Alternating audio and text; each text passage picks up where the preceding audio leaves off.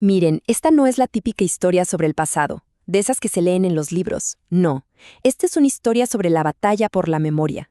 Y es una batalla que se libra no en un campo de guerra, sino en las ondas de una radio local en Salta, Argentina. Vamos a meternos de lleno en cómo una sola voz se atrevió a desafiar el olvido. Y en el centro de toda esta lucha, tenemos a un personaje clave, Juan Carlos Villamayor. La fuente que analizamos lo define de una forma muy potente, como un fiscal moral. Un fiscal contra una clase dirigente que, según él, es cómplice del olvido. Es, digamos, el guardián de una memoria que se niega a morir. Así que, para entender de verdad esta lucha por la historia en Salta, primero hay que conocer bien a su protagonista. Una figura que va mucho más allá de la política tradicional para convertirse en algo así como la conciencia radial de su comunidad. Y es que Villamayor no es un personaje simple, para nada. Pensemos en su perfil. Es abogado, sí, pero también fue intendente de Salta a mediados de los 90. Lleva más de 20 años al frente de un micrófono, lo que le da una voz muy influyente. Además, él mismo se presenta como un hombre de confianza del gobernador desaparecido, Miguel Ragone, y hasta ocupó cargos como secretario de las personas mayores. Toda esta mezcla que le da una plataforma única y muy poderosa para su causa.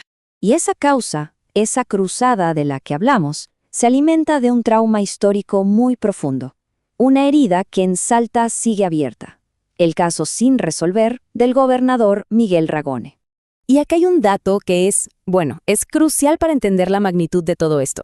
Miguel Ragone no fue una víctima más del terrorismo de Estado. Fue el único gobernador constitucional de toda la Argentina en ser desaparecido durante la dictadura militar de 1976.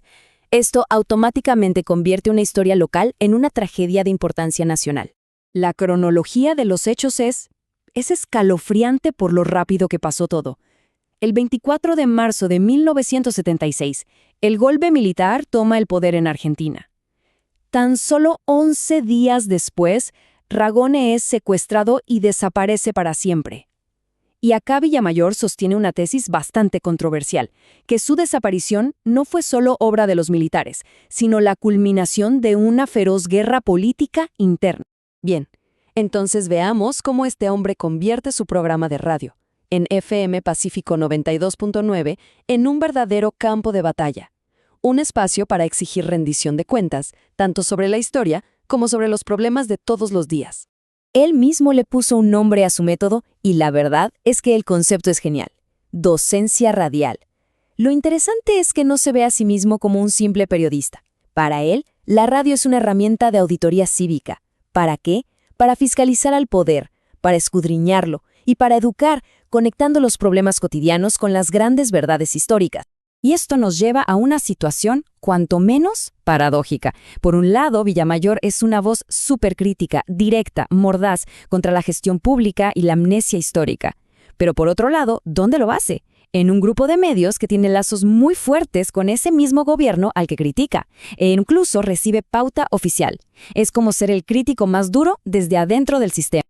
Para que se entienda bien cómo funciona esta docencia radial en la práctica, vamos a viajar a un día específico, el 6 de febrero de 2006. Ese día, Villamayor nos mostró cómo audita la vida cotidiana, conectando las fallas del presente con las del pasado. Su primera denuncia de esa mañana fue directa a la yugular: la hipocresía de la supuesta guerra contra las drogas en Salta. Y Villamayor no se anduvo con vueltas, Denunció que las fuerzas de seguridad y la justicia solo capturan a los pichiruchis o perejiles, como se dice popularmente, es decir, a los más débiles de la cadena, al menudeo. Su argumento es que esto es una simulación de justicia, una puesta en escena, mientras los verdaderos proveedores, los grandes, siguen intocables bajo un manto de protección. Después de ese tema tan político, su segunda denuncia del día vino de un lugar mucho más personal, de una experiencia que tuvo en un hospital público. La historia fue así. Villamayor se desmaya en la calle. Lo llevan de urgencia al hospital. Al principio, incluso elogia el buen servicio de la guardia y las mejoras del lugar.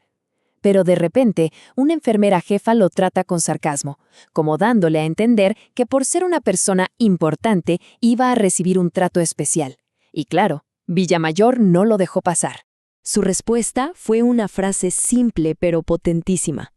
Todos los enfermos son importantes. Fíjense qué brillante. Usó su propia experiencia no para quejarse de su situación, sino para defender la dignidad de los pacientes más humildes, los que no tienen voz, los que a menudo sufren el maltrato de un sistema que se inclina ante los poderosos. Y es acá donde todas las piezas se encajan.